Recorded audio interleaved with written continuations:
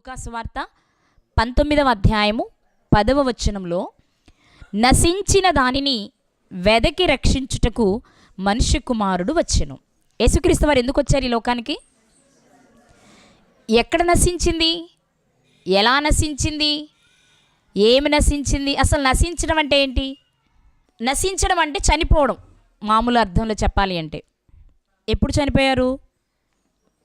అపరాధముల చేతను పాపముల చేతను మనిషి చనిపోయాడు. ఎప్పుడు అపరాధము చేత చనిపోయాడు? మళ్ళీ ప్రశ్న. అపరాధముల చేత మనిషి ఎప్పుడు చనిపోయాడు అంటే మొట్టమొదటి మనిషి దగ్గరికి వెళ్ళాలి. ఎందుకు? ఆదాము గారు ఏం చేశారు? అపరాధము చేశారు కదా. ఆజ్ఞ అతిక్రమమే పాపము, అపరాధములో పడెను. ఎవరు కదా? మాట చూద్దాం ఒకసారి. తిమోతి గారికి రాసిన మొదటి పత్రిక 2వ అధ్యాయము 14వ వచనం.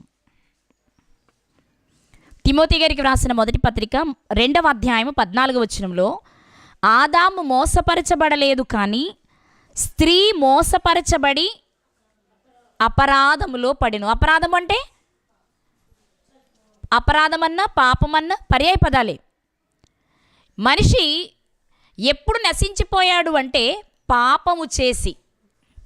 పాపం ఎప్పుడు చేశాడు అంటే మొట్టమొదటి మనిషి అయిన ఆదాము గారు ఆజ్ఞను అతిక్రమించినప్పుడు. అంటే మొదటి మనిషి అయిన ఆదాము గారు పాపము చేస్తే లోకములోనికి పాపం వచ్చింది. మీరు మర్చిపోద్ది మాట.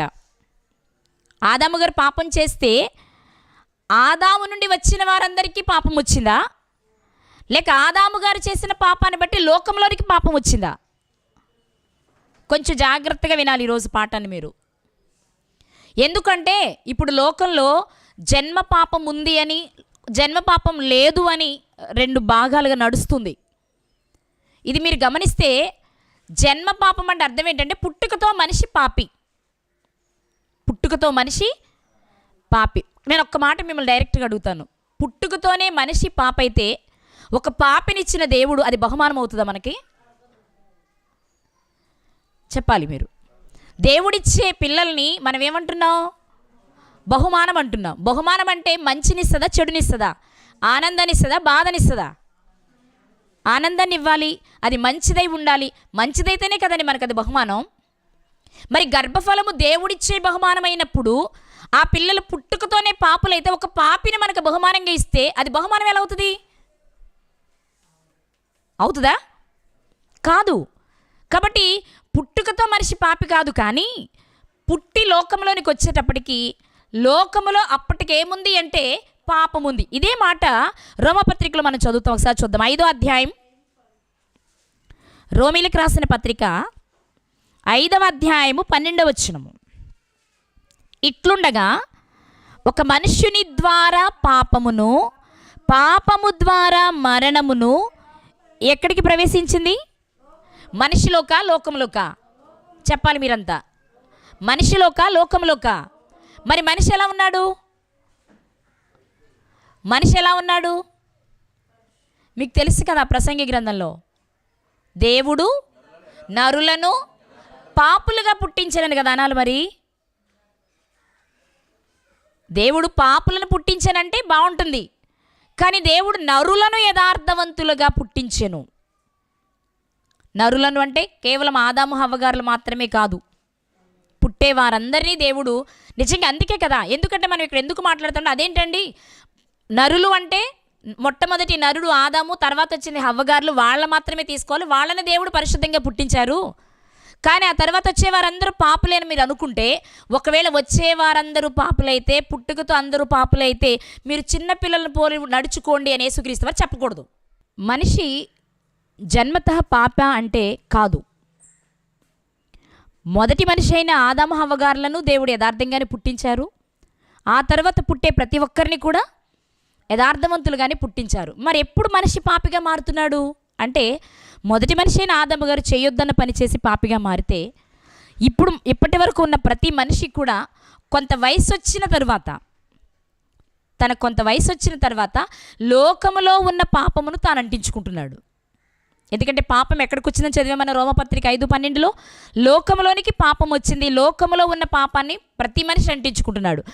ప్రతి మనిషి అంటించుకొని పాపిగా మారిపోయి నశించిపోతున్నాడు. కాబట్టి నశించిపోతున్న ప్రతి వ్యక్తిని వెదికి రక్షించడానికి యేసుక్రీస్తు వారు ఈ లోకానికి వచ్చారు. యేసుక్రీస్తు వారు పరలోకంలోనే దేవుడు ఎందుకు పుట్టించుకున్నారు అంటే ప్రతి పని ఆయన ద్వారా చేసుకోవాలని. ఆ క్రీస్తుని ఈ లోకానికి ఎందుకు పంపవలసి వచ్చింది అంటే మనిషి యథార్థమైన స్థితిలో నుంచి పాపిగా మారిపోతున్నాడు కాబట్టి. మారి నశించిపోతున్నప్పుడు దేవుడు మరలా అనుకున్నది ఏంటంటే ఇలా నశించి నరకానికి వెళ్ళిపోవడం ఆయనకి ఇష్టం లేక నశించిపోతున్న వారందరినీ వెదకి మరీ రక్షిస్తూ, వెదకి రక్షించడం అంటే ఏంటి? లోకంలోనికి పాపం వచ్చింది, ప్రతి మనిషి పాపాన్ని అంటించుకుంటున్నాడు, మరి ప్రతి మనిషిని రక్షించేయచ్చు కదా. మళ్ళీ వెదకి రక్షించడం ఏంటి? అందరిని రక్షించొద్దా? మాట్లాడరేంటండి? అందరిని రక్షించాలిగా, మరి వెదకి రక్షించడం ఏంటి? అంటే కొందరిని రక్షించాలనా? ఇక్కడ మీరు అర్థం చేసుకోండి, ఏ వ్యక్తి అయితే నేను రక్షించబడాలనుకుంటాడో ఆ వ్యక్తి కొరకు మొదట పని జరుగుద్ది. ఎగ్జాంపుల్, అసలు ఈ మాట వ్రాయబడిన సందర్భమే జక్కయ్య గారి సందర్భం. ఆనాటి కాలంలో చాలామంది ఉన్నారు జక్కయ్య గారు లాంటి వాళ్ళు, కానీ అందులో జక్కయ్య గారు మాత్రమే యేసు ఎవరో చూడాలనుకుని చెట్టెక్కి కూర్చున్నాడు. అతనికి ఉన్న ఆసక్తిని బట్టి మొదట అతను రక్షించబడారు. అది వెదకి రక్షించటం, మనకున్న ఆసక్తిని బట్టి. మీకు చాలాసార్లు ఎగ్జాంపుల్ చెప్పాను నేను. ఎవరైనా ఒక వ్యక్తి నీటిలో కొట్టుకుపోతున్నాడు అనుకోండి, నీటిలో కొట్టుకుపోతున్నాడని చూస్తే తెలుస్తుంది మనకి, చూడకపోతే ఎలా తెలుస్తుంది? కొట్టుకుపోయాడు అరవాలి. మా ఇంటి ముందు కాలంలో ఒక వ్యక్తి కొట్టుకుపోతున్నాడు, నేను ఇక్కడ ఉండి చూడను, కానీ నేను రక్షించండి రక్షించండి అరిశాడు అనుకోండి, నేను చూడకపోయినా విని పరిగెడతాను, ఎక్కడి నుంచో వస్తుంది, ఎవరు రక్షించమని అడుగుతున్నారు అని. ఆ మాట విని రక్షించే ప్రయత్నం నేను చేస్తాను. తీరా నేను దగ్గరికి వెళ్ళాక నా ముఖం చూసి నువ్వైతే నాకు వద్దనుకుని కళ్ళు మూసుకున్నాడు అనుకోండి, నేనేం చేస్తాను? ఓ నువ్వా, అయితే నేను పెట్టను, చెయ్యవని అనుకుని వచ్చేస్తా. అంతే కదండి. చెయ్యివ్వాలి, రక్షణ పొందాలి అనే ఇష్టం అతనికి ఉండాలి, అప్పుడు మనం రక్షించే ప్రయత్నం చేస్తాం. కాబట్టి నశించిన దానిని వెదకి రక్షించడం అంటే అన్నీ నశించిపోయాయి, అందరూ నశించిపోయే ఉన్నారు. ఆ నీట మునిగి అందరూ నశించినట్లుగా ఆనాడు, ఇప్పుడు కూడా అంతే. కానీ మనం గమనించవలసిన విషయం ఏంటంటే నశించిపోతున్న వాడు నేను నశించిపోతున్నాను, నన్ను రక్షించేవారు కావాలని ఎవరైతే ఎదురు చూస్తారో, ఎవరైతే చేయి చాపుతారో అలాంటి వారిని వెతికి ముందు రక్షించాలి ఆయన. ఆ ఆశ, ఆ ఆసక్తి, అతని మనసులో ఉన్న కోరికను బట్టి మొదటిగా ఆ పని జరుగుతుంది. ఇది మీరు గ్రహించాలి. నశించిన దానిని వెతికి రక్షించడము అంటే అది. ఎక్కడో ఉంటారు ఆశ కలిగి. నిజంగానే మనం గమనిస్తే గెరాసేనుల ప్రాంతంలో ఉన్న ఒక వ్యక్తి మనకు కనిపిస్తాడు. శ్మశానాల మధ్యలో పడుకున్నాడు కదా. ఏం చేస్తున్నాడు అతడు? తన శరీరాన్ని తానే గాయపరుచుకుంటూ, చాలా బాధపరుచుకుంటూ, మనుషుల మధ్యలో నివసించట్లేదు, అతను సమాధుల మధ్యలో నివసిస్తూ ఉన్నాడు. అతన్ని చాలాసార్లు బాగు చేయాలని, మరి బయటికి తీసుకొచ్చి మంచి మనిషిగా చేయాలని ప్రయత్నం చేశారు, కానీ అవేవి వల్ల కాలేదు. అప్పుడు యేసుక్రీస్తు వారు ఒక రాత్రి ప్రయాణం చేసి అతను ఒక్కరి కొరకు ఆ ప్రదేశానికి వెళ్ళారు. వెళ్ళి రక్షించి వచ్చేసారు. ఇక్కడ నేను చెప్పే ఉద్దేశం ఏంటంటే, రక్షించి వచ్చేసేటప్పుడు అతను తిరిగి యేసుక్రీస్తు వారితో రావడానికి బయలుదేరాడు, నేను నీతో వచ్చేస్తాను అని. అప్పుడు యేసుక్రీస్తు వారు చెప్పిన మాట ఏంటంటే, నువ్వు నాతో రావద్దు, నీకు జరిగింది వెళ్ళి నువ్వు సమాజంలో చెప్పు అన్నారు. నేను అతని విషయంలో ఆలోచించినప్పుడు నాకు అర్థమైంది ఏంటి అంటే, ఎంత ప్రయాసపడి యేసుక్రీస్తు వారు ఈ వ్యక్తిని ఎందుకు రక్షించాడంటే, అతన్ని రక్షిస్తే అతని సమాజంలో సువార్తను ప్రకటించడానికి ఉపయోగపడే వ్యక్తి అతను. అతని మనస్సెరిగి అతన్ని రక్షించడానికి యేసుక్రీస్తు వారు ఇష్టపడ్డారు.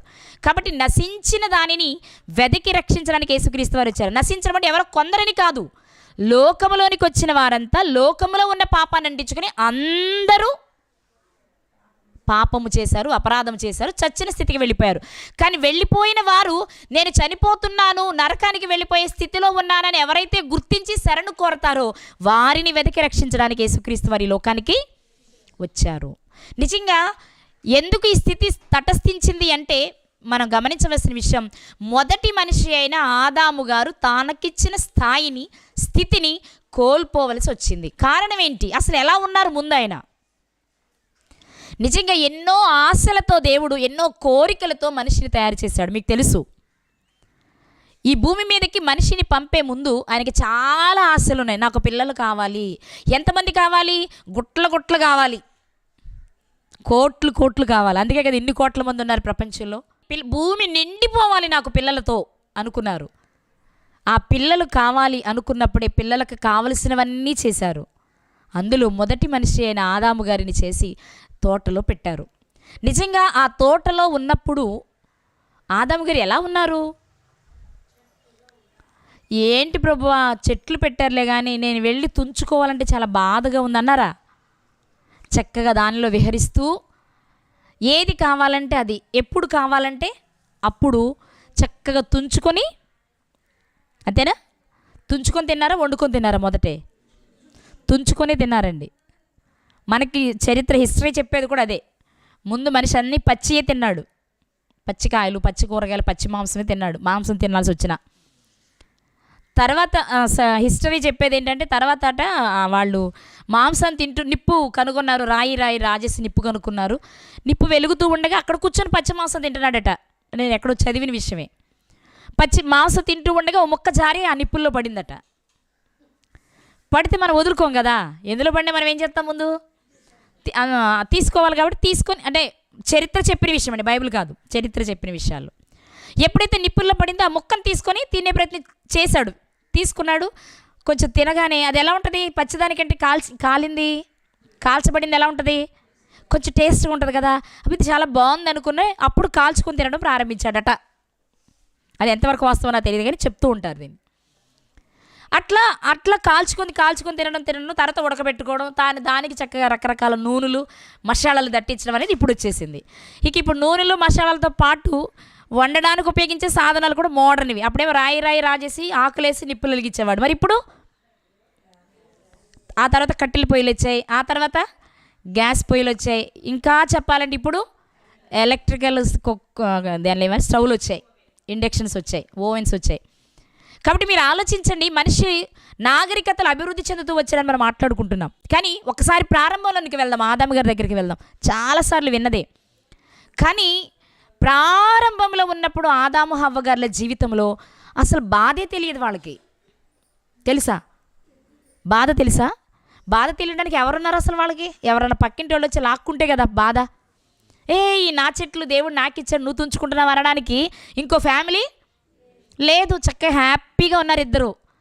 ఆమె తింటుంది, కొని తెచ్చి భర్తకి ఇస్తుంది, ఆయన తింటున్నాడు, కొని తెచ్చి భార్యకి ఇస్తున్నాడు. లేదా ఇద్దరు కలిసి తోటలో తిరుగుతున్నారు, ఏది కావాలంటే అది తుంచుకుంటున్నారు, తింటున్నారు. బాధే తెలియని కాలం అది. చాలా ఆనందంగా, చాలా సంతోషంగా గడిపిన దినాలు ఆదాము గారి జీవితంలోని అవి. నిజం చెప్పాలంటే ఆ ఆనందం ఆయన ఒక్కడే, ఆ ఇద్దరే అనుభవించుంటారు పాపం చేసే వరకు. ఇక ఆ తర్వాత మరలా అలాంటి ఆనందం ఉండదు. ఎందుకంటే మిస్టేక్ చేసిన తర్వాత మళ్ళీ మొదటి స్థాయి రావాలంటే కష్టం. మనమైనా సరే చూడండి, మన ఇంట్లో ఎవరైనా ఒక వ్యక్తిని పనికి పెట్టుకున్నాం అనుకోండి, ఆ వ్యక్తిలో ఏదైనా దోషం కనబడే వరకు అతను మనకు బాగా నమ్మిన బంటులా ఉంటాడు. సమస్తం వదిలేస్తాం వ్యక్తి చేతి మీద. మనం ఇంటి తాళాలు, బీరువా తాళాలు కూడా ఇచ్చేస్తాం. చక్కగా హ్యాపీగా ఉంటుంది అప్పుడు కదా. అరే సుబ్బారావు అది పట్టిగా బీరువాల పలానా చోట అది బంగారు చైను తీసుకురారా అనేస్తాం. అంత చనువు, అంత నమ్మకం ఉంటుంది. కానీ అతని జీవితంలో ఎప్పుడైనా ఏదైనా విషయంలో దొంగతనం చేసిన దానికి అబద్ధం ఆడాడని మనకు అనిపించింది అనుకోండి, ఈసారి అంత ధైర్యంగా చెప్తామా? నిజమేనయ్య గారు నేను తప్పు చేశాను మొదటిసారి, ఇంకెప్పుడు చేయనండి అని చెప్పినా ఒక్కసారి మిస్టేక్ జరిగింది కాబట్టి ఏం చేస్తాం మనం? రెండోసారి అంత నమ్మం. ఒకవేళ అసలు ఉంచుకోము. ఒకవేళ ఉంచుకున్న అన్నీ అతనికి మాత్రం. ఎందుకని? మన నమ్మకం అక్కడ కోల్పోయాడు అతను. ఇక మనం అతను ఇంకా ఎంత మంచిగా ఉన్నా మనకు ఆ మనసు రాదు. అదే జరిగింది ఆదాము గారి జీవితంలో. చాలా ప్రశాంతంగా, హాయిగా, సంతోషంగా గడిపిన జీవితాలు వారివి. అలాంటి జీవితాన్ని చేజేతులారా ఏం చేశారు? కోల్పోయారు. కోల్పోయిన దేవుడు అవకాశం ఇచ్చారు కదా. ఆదామా నువ్వు ఎక్కడున్నావు అనగానే, ప్రభువా నన్ను మన్నించవా, నేను తప్పు చేసేసాను, నువ్వు తినవద్దన్న పండు తినేశాను, తినగానే నాకు సిగ్గు తెలిసింది, నా కళ్ళు తెరవబడ్డాయి, దయచేసి నన్ను మన్నించు మహాప్రభో అని అడిగితే బాగుండేది. కానీ ఏం చెప్పాడు ఆయన? నేను నీ స్వరము విన్నప్పుడు దిగంబరిగా ఉంటుంది కనుక నేను దాక్కున్నాను అని చెప్తున్నాడు. అంటే నేను తినేసానని చెప్పట్లే డైరెక్ట్గా. నువ్వు దిగంబరిగా ఉన్నావా? ఎవడు చెప్పాడురా నీకు దిగంబరివని? నువ్వు మీరిచ్చారే, నా తోడు కోసం ఇచ్చారే, ఆమె తెచ్చిందయ్యా, నేను తినేసానని చెప్పారు. ఆ సంగతి దేవునికి తెలియదంటారా? ఆదాం గారు పండు తిన్న సంగతి తెలీదా? హవ్వగారు తెచ్చిస్తే తిన్నారన్న సంగతి తెలీదా? కానీ ఎందుకు అడుగుతున్నారు మరి దేవుడు? ఎవరిచ్చారో వద్దు ప్రభు, ఏది ఏమైనా నువ్వు చెప్పిన మాట నేను మీరిపోయాను, నన్ను మన్నించారు, కాళ్ళు పట్టుకుంటాడు అనేది మాత్రమే చూస్తున్నారు ఆయన. కానీ నేనేం వెతుకుతున్నాడు? నేనైతే చేసేవాడిని కాదు ప్రభు, నేను చాలా చెప్పవేంటి, మనం ఎప్పుడంతే, మనం కూడా అంతే. ఎక్కడో చోట భర్త దొరుకుతాడా, పిల్లలు దొరుకుతారా, పక్కింటి వాళ్ళు దొరుకుతారా, వెతుక్కుంటాం కారణాలు వాళ్ళ మీద నెట్టేయాలని కదా. నేనైతే మంచివాడిని, ఆమె కనుక నా జీవితంలోనికి రాకపోతే నేను ఈ తప్పు చేసేవాడిని. అదే ఆయన ఉద్దేశం. ఇచ్చిన అవకాశాన్ని కోల్పోయి లోకంలోనికి పాపాన్ని ప్రవేశపెట్టడం వలన ఆనాటి నుంచి మనుషులలో స్వచ్ఛమైన ఆనందం మనుషులకి కరువయింది. మనపూర్వకంగా నవ్వే స్థితి కదా, సిగ్గు, భయం, దేవుని వైపు చూసేంత ధైర్యం లేదు. అసలు జీవితం అంతా చెప్పాలి అంటే ఒక రకమైన అన్ని రకాల మంచి అవకాశాలన్నీ చేజేతులారా కోల్పోయారు ఆదాము గారు ప్రియులారా. కానీ దేవుడు ప్రేమించి, నువ్వంత సిగ్గుపడక్కర్లేదు, నువ్వంత బాధపడక్కర్లేదు, మీకు ఒక అవకాశం నేను ఇస్తాను అని మొదటి మనిషి అయిన ఆదాము గారు చేసిన తప్పును, ఆ పాపము నుండి మనలను బయటకు తీసుకురావడానికి కడపటి ఆదాముగా యేసుక్రీస్తు వారిని ఈ లోకానికి పంపించారు. పంపిస్తూ ఆయన చెప్పిన మాట ఒకసారి చూద్దామా? కొరింథీయులకు రాసిన మొదటి పత్రిక 15వ అధ్యాయము 45వ వచనం. కొరింథీయులకు రాసిన మొదటి పత్రిక 15వ అధ్యాయము 45వ వచనం.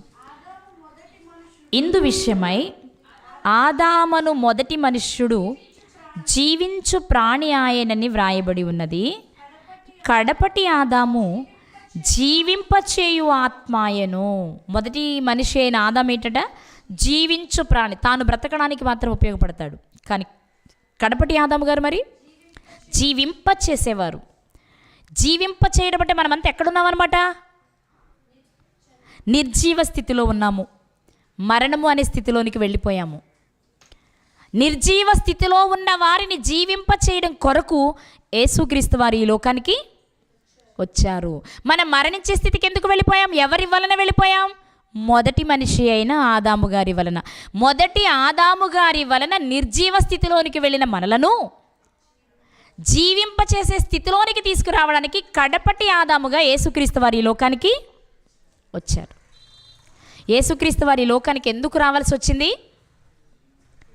యేసుక్రీస్తు వారి లోకానికి ఎందుకు రావాల్సి వచ్చిందంటే మొదటి మనిషి అయిన ఆదాము గారు చేసిన పాపము నుండి మానవాళిని విడిపింప చేయటానికి, నిర్జీవ స్థితిలోనికి వెళ్ళిన మనుషులను జీవింప చేయటానికి, నశించిపోతున్న దానిని వెదకి రక్షించడానికి యేసుక్రీస్తు ప్రభు వారి లోకానికి వచ్చారు ప్రియులారా. ఆదాము గారు కోల్పోయినవన్నీ తిరిగి ఇవ్వడానికి యేసుక్రీస్తు వారు ఈ లోకానికి వచ్చారు. ఒక్క మాటలో చెప్పాలంటే, నా మాట మీకు అర్థమైందా? మొదటి మనిషి అయిన ఆదాము గారు చాలా కోల్పోయారు. ఏమేం కోల్పోయారు? ఒకటి, పరిశుద్ధతను కోల్పోయారు. అవునా? అంతకుముందు ఆయన ఎలా ఉన్నారు? పరిశుద్ధంగా ఉన్నారు. పాపం లేనప్పుడు ఎలా ఉన్నారండి? పరిశుద్ధంగానే ఉన్నారు. ఆ పరిశుద్ధతను ఆదాము గారు ఏం చేశారు? కోల్పోయారు. రెండు, ఆనందాన్ని కోల్పోయారు. కోల్పోయారా? చాలా హ్యాపీగా చట్టపట్టలు వేసుకుని తోటలో చక్కగా రోజు డ్యూయట్లు పాడుకొని ఉంటారు ఆదాము గారు, హవ్వ గారు కదా. ఇంకేం పని ఉంది? వాళ్ళిద్దరేగా, ఇంకేమైనా పని ఉందా?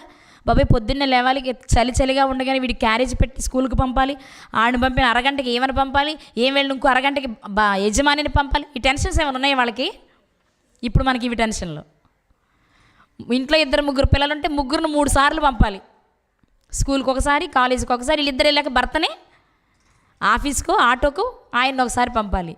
ఈ టెన్షన్స్తో చాలా నలిగిపోతున్నాం. మరి ఆ రోజు వాళ్ళకి అది ఉందా? ఎలా ఉన్నారు? చక్కగా ఒకవేళ ముందు ఎవరికైనా మెలకు అంటే ఒకసేపు ఊహిద్దాం. ముందు ఆదాం గారి కంటే ముందు హవ్వ గారు లేచారు అనుకుందాం. ఏమండి లేచారా అని ఉంటుంది. లేస్తున్నానమ్మా అనుకుంటే లేచి ఉంటారు. ఇద్దరు చక్కగా లేచి చెయ్యి పట్టుకొని ఏ వైపుకి వెళ్దాం ఇప్పుడు మనం? తూర్పు వైపుకి వెళ్దామా, పశ్చిమ వైపు వెళ్దామా, ఉత్తరం వైపు వెళ్దామా, దక్షిణ వైపు వెళ్దామా? తోటలో ఏ నది వైపు వెళ్దాం, ఏ నది దగ్గర కూర్చుందాం, ఏ నది ప్రవహిస్తుంటే చూసి ఆనందిద్దాం. 4 నదులు ప్రవహిస్తున్నాయిగా.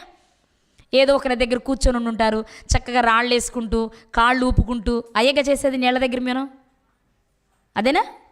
అదే వాళ్ళు చేశారు. అక్కడి నుంచి వచ్చినాయి అన్నీ మనకిక్కడ చక్కగా కూర్చొని మాట్లాడుకుంటూ. ఏం లేవు, ఇంక ఏ బాధ లేదు, ఏ పని చేయవలసిన అవసరత లేదు. ఆకలి అవుతుంది, ఉండండి పోనీ వెళ్ళి కుక్కర పెట్టాలని బాధ ఉందా? అది కూడా లేదు. ఆకలితే ఏముంది, తుంచుకోవడం, తినడం, ఏది కావాలంటే అది. చాలా హ్యాపీగా గడిచిపోయిందని వారి జీవితం. ఇప్పుడు ఆనందాన్ని కోల్పోయారు వారు.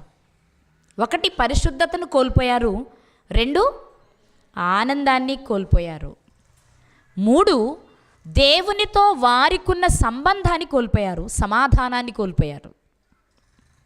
దేవునితో వారికున్న ఏమైపోయింది? సంబంధం తెగిపోయింది. కాబట్టి కదా యేసుక్రీస్తు వారు వచ్చి మళ్ళా దానిని కలిపారు, మనల్ని సమాధానపరిచారు తండ్రితో. బాగా వినాలి మీరంతా ఒకసారి. పరిశుద్ధతను కోల్పోయారు ఆదాము హవ్వగారులు, ఆనందాన్ని కోల్పోయారు, సమాధానాన్ని కోల్పోయారు, చివరకు పరసంబంధమైన అదేనా ఏదైనా తోట అంటే పాపం చేయకముందు ఎలా ఉండుంటుంది? దేవుడే ఏర్పాటు చేసిన ఏదైనా తోట ఎలా ఉండుంటుంది? ఒక రకంగా తర్వాత అనుభవించే పరలోకపు అనుభవాలన్నీ ఇక్కడే చవి చూస్తుండాలి వాళ్ళు. ఆ పరలోకపు అనుబంధాన్ని కోల్పోయారు వాళ్ళు. ఇప్పుడు ఈ కోల్పోయినవన్నీ తిరిగి ఇవ్వడానికే యేసుక్రీస్తు ప్రభువారు ఈ లోకానికి వచ్చారు. ఇచ్చారా? మరి ఇచ్చారా? అన్నీ ఇచ్చారండి, కానీ మనమే అన్నీ తీసుకోవట్లా. అన్నీ ఇచ్చారు. నిజంగా మీరు గమనించండి, క్రీస్తుని స్వరక్షకునిగా అంగీకరించిన వారి జీవితం చాలా బాగుంటుంది మనపూర్వకంగా.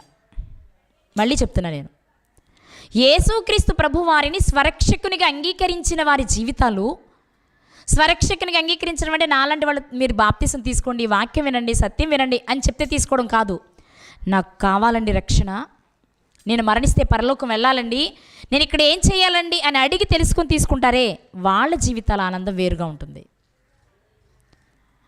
వారు ప్రతి దానిలో కూడా ఆ ఆనందాన్ని వెతుక్కుంటారు.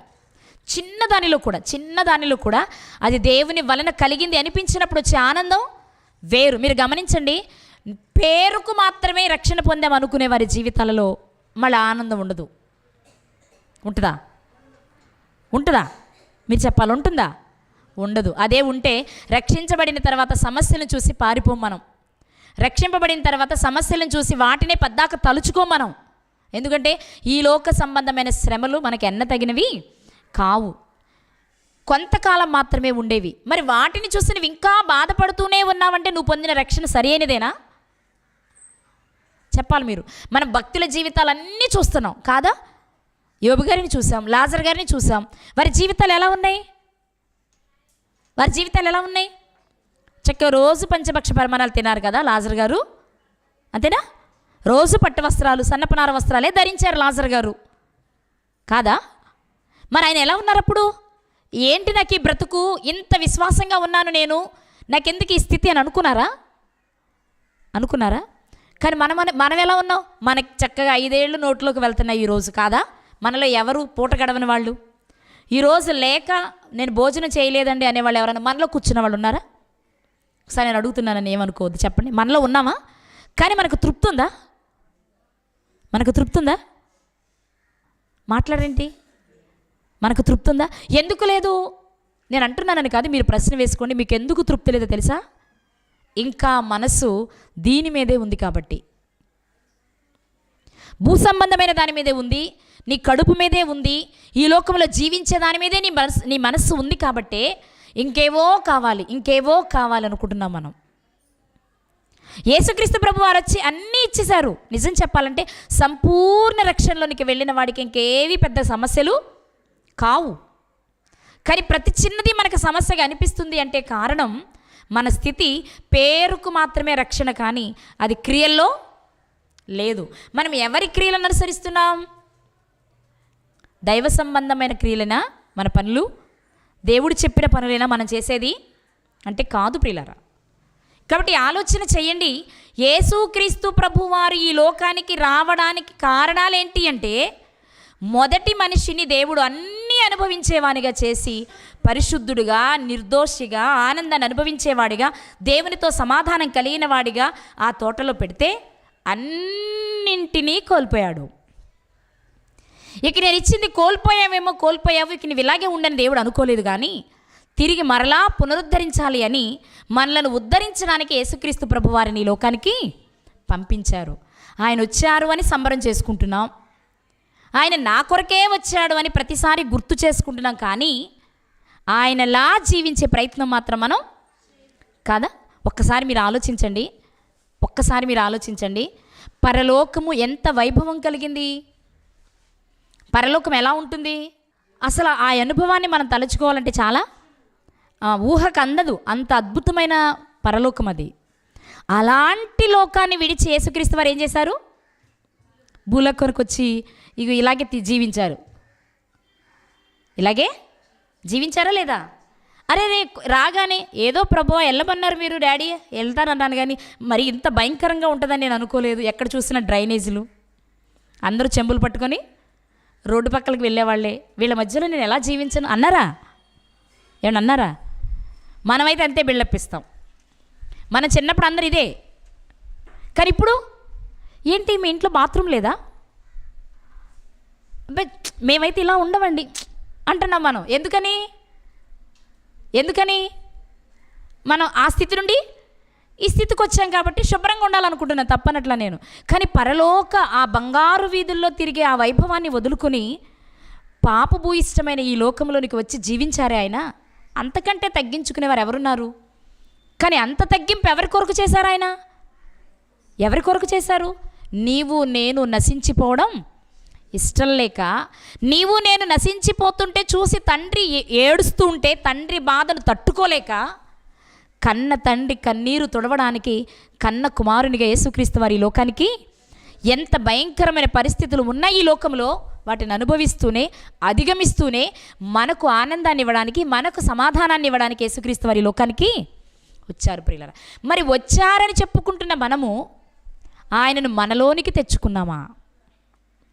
యేసుక్రీస్తు వారు మనలోనికి రాకుండా, మళ్ళీ చెప్తున్నా, యేసుక్రీస్తు ప్రభువారు మనలోనికి రాకుండా మనం ఎంత ఆనందంగా ఉన్నామనుకున్నా అది అసలు సిసలైన ఆనందమైతే కాదు. యేసుక్రీస్తు వారు మన హృదయంలో జన్మించకుండా 2000 సంవత్సరాల క్రితం లోకంలోనికి వచ్చిన దాని వలన మనకు ఉపయోగం లేదు. ఎక్కడ జన్మించాలి ఆయన? మన హృదయంలో జన్మించాలండి, మన హృదయంలో జన్మించాలి. ఇక్కడ జన్మించకుండా నువ్వు ఆయన జన్మించాడని ఎన్ని పండుగలు చేసుకున్న దాని వలన ప్రయోజనం. కానీ ఇవాళ మనుషులు ఎలా ఉన్నారు? యేసు పుట్టెను, క్రీస్తు పుట్టెను, హల్లెలూయా. ఎక్కడ పుట్టెను? అప్పుడు పశువుల పాకలో పుట్టెను. ఇప్పటికీ మేము అదే గుర్తుంచుకుంటాం. వాస్తవంగా ఆయన పుట్టింది పశువుల పాకలోనా? ఆయన ఎక్కడ పుట్టారో మనకి చెప్పలేదు బైబిల్లో. పశువుల తొట్టెలో పండుకోబెట్టబడ్డారు. సరే, ఏదో ఒకటి చేస్తున్నావు. కానీ నేను ఏమంటున్నానంటే, ఇంకా ఎన్ని సంవత్సరాలు గడిచినా నువ్వు ఎక్కడ పుట్టాడని చెప్తున్నావు? చెప్పాలి, ఎక్కడ పుట్టాడని చెప్తున్నావు? అంతేగాని నాలో పుట్టాడని చెప్పే స్థాయికి ఇంకా క్రైస్తవులు, అది వచ్చిన రోజు అండి అసలైన క్రిస్మస్. అది వచ్చిన రోజు అసలైన క్రిస్మస్. నేను ఎవరిని విమర్శించట్లా, కానీ ఈ విషయాన్ని గ్రహించాలని మాట్లాడుతున్నాను అంతే. చేసుకో పండుగ, కానీ నువ్వు చేసుకునే పండుగ నీకు ఆనందాన్ని ఇస్తే కాదు, ఎవరి పుట్టినరోజు అని చేసుకుంటున్నావో వారికి ఆనందాన్ని. అవునా కదా? ఇప్పుడు మన ఇంట్లో పిల్లలు ఉన్నారండి, మన ఇంట్లో పిల్లడు పుట్టినరోజు వచ్చింది, నన్నే తీసుకోండి, మా అబ్బాయి పుట్టినరోజు వచ్చింది. నేను మా అబ్బాయి పుట్టినరోజు నాడు మా అబ్బాయికి ఏం కొనకుండా నేను పట్టు చీర కొనుక్కొని, నేను కేకు తెచ్చుకొని, నేను కేక్ కట్ చేసుకుంటే ఆయన సంతోషిస్తాడా? అబ్బాయి ఎంత మంచిదాని అమ్మ నువ్వు, నా పుట్టినరోజుకి నువ్వు చీర కొనుక్కున్నావు, నా పుట్టినరోజుకి నువ్వు కేక్ కట్ చేస్తున్నావు, అసలు ఇలాంటి అమ్మ ఎవరికి ఉండదు అని జేజేలు కొడతాడా? చెప్పండి, అసలు నువ్వేమమ్మమ్మ బాబు, అసలు నిన్ను ఎవరైనా అమ్మంటారా? అమ్మంటే ఏం చేయాలి? తాను మానుకునైనా పిల్లలకి చెయ్యాలి. ఇవాళ మనం చేసేది ఏది మరి? నా టైప్లోనే ఉన్నారు అందరూ. వాళ్ళు కొడుక్కుంటున్నారు కొత్త బట్టలు, వాళ్ళు వండుకుంటున్నారు పిండి వంటలు, వాళ్ళు కట్ చేసుకుంటున్నారు కేకులు.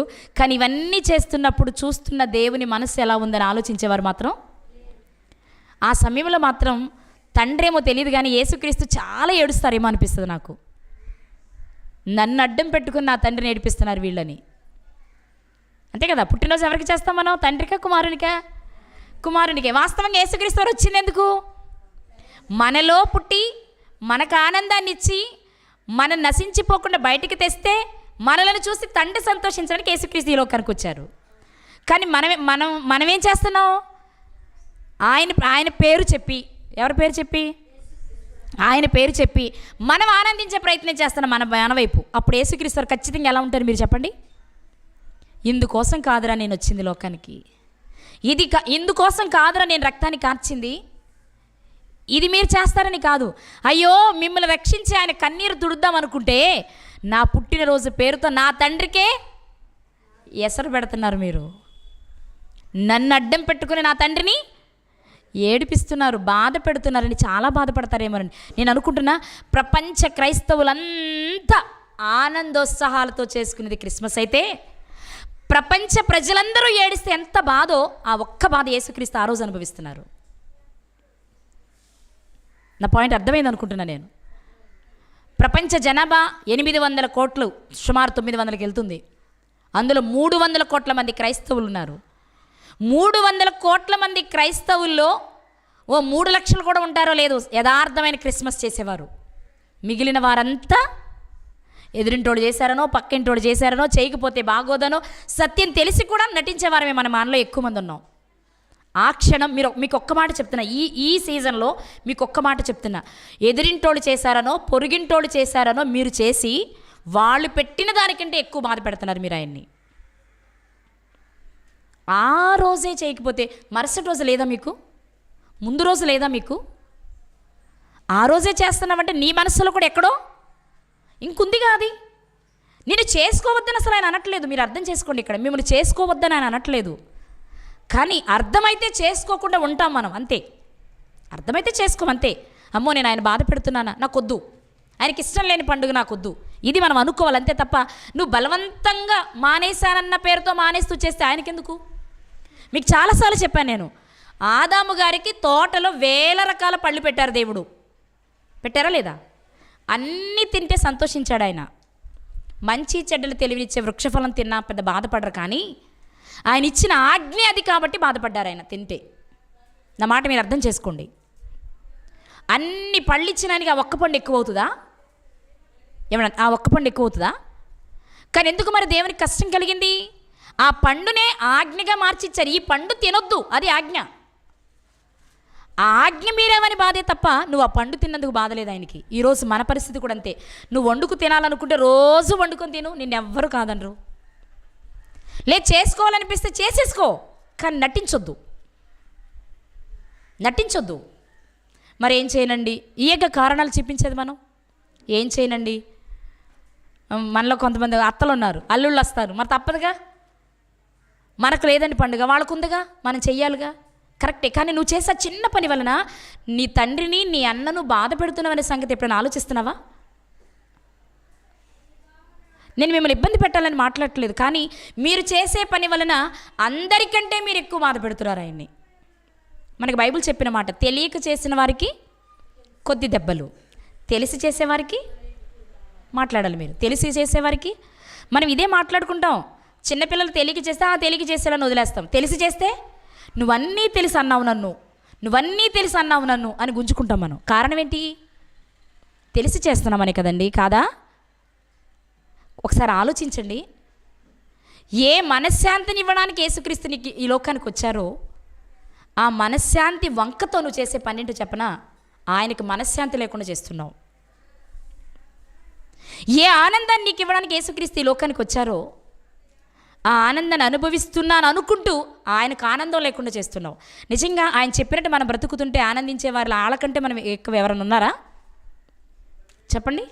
యేసుక్రీస్తు వారి కంటే, తండ్రి కంటే ఆనందించే వాళ్ళకి ఎవరైనా ఉంటారా? మనం బాగా ఉంటే మనం అంటాం కదా, మన పిల్లలు కానీ మన విద్యార్థులు కానీ మన ముందు బాగుపడితే, నువ్వు బాగుపడితే సంతోషించే వాళ్ళు నేను మొదటి వాడను, మొదటి దానని అంటాం మనం.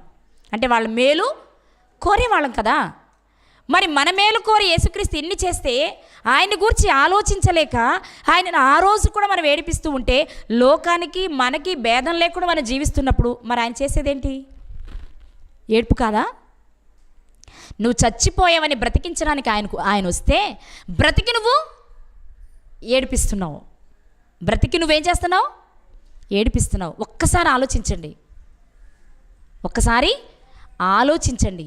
యేసుక్రీస్తు ప్రభు ఈ లోకానికి ఎందుకు వచ్చారంటే, మొదటి మనిషి అయిన ఆదాము గారి ద్వారా లోకంలోనికి వచ్చిన పాపాన్ని తీయడానికి, మొదటి మనిషి అయిన ఆదాము గారి ద్వారా వచ్చిన అశాంతిని తీయడానికి, అసమాధానాన్ని తీయడానికి, అన్నిటినీ తీసి నీకన్నీ ఇవ్వడానికి ఆయన వస్తే, అన్నీ ఇచ్చి తన జీవితమే నీ కొరకు పణంగా పెట్టి వెళ్ళిపోతే ఈరోజు మనం ఆయనకి ఏం మిగులుస్తున్నాం? ఈ ప్రశ్న మీరు వేసుకోండి. ఇక్కడ కూర్చున్న వాళ్ళు వెళ్ళేలోపు, నా వలన దేవునికి ఏం మిగిలింది? నా వలన యేసుక్రీస్తు ఎలా ఉన్నారు? ఆనందంగా ఉన్నారా? ఎవరో బాధ పెట్టేది నాకొద్దు, నేనేం చేస్తున్నాను ఆయనకి అని ప్రశ్న వేసుకోండి మీరు. మీ వలన దేవునికి, లేక మీ వలన తండ్రికి, కుమారునికి ఏం మిగులుతుంది?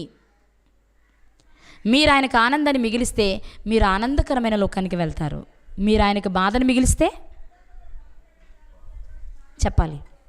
మీరు ఆయనకి ఏడుపు మిగిలిస్తే, నేను అనుకుంటాను అప్పుడప్పుడు వాక్యం చదువుతున్నప్పుడు, నరకంలో గురించి మాట్లాడుతూ మార్కు సువార్తలో అగ్ని ఆరదు పురుగు చావదని మాట్లాడుతూ అక్కడ ఏడుపును ఎందుకున్నాయి? ఏడుపు ఎందుకుంది? అక్కడ ఏడుపు ఎందుకుంది అని ఆలోచిస్తే నాకు అర్థమైంది ఏంటంటే, మనం వాళ్ళని ఏడిపించాం. భూమి మీద నీకిచ్చిన జీవిత కాలంలో నువ్వు తండ్రిని, కుమారుని ఎంత ఏడిపిస్తున్నావంటే నువ్వు ఏడ్పించిన దానికి పరిష్కారంగా కలకాలం ఏడ్చే చోటుకు పంపించేస్తున్నారు ఆయన. అందుకే ఏడుపు ఉందేమో అనిపిస్తుంది నాకు. బాధ ఉంది అనొచ్చు, కానీ అక్కడ ఏముంది? ఏడ్పు, ఏడ్పు, ఏడ్పు. ఎందుకుంది అంటే నువ్వు ఏడిపిస్తున్నావు. ఇప్పుడు మనం నేర్చుకోవాల్సింది ఏంటి అంటే, ఆయనను ఏడ్పించకుండా ఉంటే, తండ్రినైనా కుమారునైనా మనము ఏడ్చే చోటికి చెప్పాలి. ఏడ్చే చోటికి ఎవ్వరికి భయపడవలసిన అవసరం లేదు. ఎవ్వరు మనకు పరలోకాన్ని ఎవరైనా ఇస్తారా? పరలోకం దాకా వద్దండి. మనం బాధలో ఉంటే మన బాధ ఎవరైనా పంచుకుంటారా? సగం నాకు నడుము నొప్పి ఉందని కొంచెం నా నడుము నొప్పి తీసుకున్నాను అడగండి ఎవరినన్నా. కొంచెం తీసుకుంటారేమో, ఒక రోజుకి తీసుకుంటారేమో. మీ నడుము నొప్పి అద్దెకి తీసుకుంటారేమో ఎవరైనా ఒక రోజు చూడండి. తీసుకుంటారా? మాటలు చెప్తారు, కావాలంటే జెండు బాంబు రాస్తారు. మీ నొప్పి మాత్రం ఎవరు పంచుకోరు, మీ బాధనే పంచుకోరు. ఇక్కడ బాధని పంచుకోరు. మనం చనిపోతే మన వెనక ఎవరు రారు. ఇక్కడే చేయలేని వాళ్ళు వాళ్ళ చేతిలో లేని పరలోకాన్ని ఎక్కిస్తారా? వాళ్ళ కోసం ఎందుకు జడుస్తున్నావు? ఈరోజు దేవుడు మనల్ని అడుగుతున్నది ఏంటో తెలుసా? నన్ను సంతోషపెట్టండి చాలు. నన్ను సంతోషపెట్టండి చాలు. నిన్ను సంతోషపెట్టాలంటే మేము ఏం చేయాలయ్యా? నా కుమారుని సంతోషపెట్టండి చాలు. మరి నీ కుమారుని సంతోషపెట్టాలంటే ఏం చేయాలి? ఆయన ఏం చెప్పారో అది చెయ్యాలి. చేద్దామా? ఆయన యేసుక్రీస్తు వారి పేరు చెప్పి మనం సంతోషిద్దామా? ఆయన్ను కూడా సంతోషపెట్టేలా పనులు చేద్దామా? ఏం చేద్దాం? మీరే చెప్పాలి. ఏం చేద్దాం?